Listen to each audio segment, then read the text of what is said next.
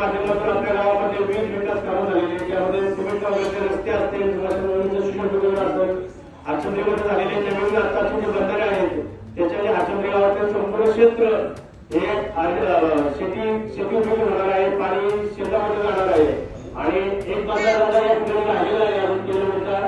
फक्त जो उद्देशाचा बंधारा झाला तर गावातून दळणवळण करण्याची सोय या ठिकाणी निर्माण होईल. मध्ये किलोमीटरची बातमी आली की तो बंधारा असं होणार की त्यातून गाडीची वाहतूक होणार आहे. असा बंधारा होणार आहे. त्यामध्ये दादा तुम्ही बोलू शकता, ग्रामस्थ चौधरी आपण दादाची ही निरीक्षण आहे चौकात बांधलेला आहे. दादा हे असं नेतृत्व आहे की ते फक्त चौकात न मागता भविष्याचं षटकार वातावरण नेतृत्व आहे आणि षटकार वातावरण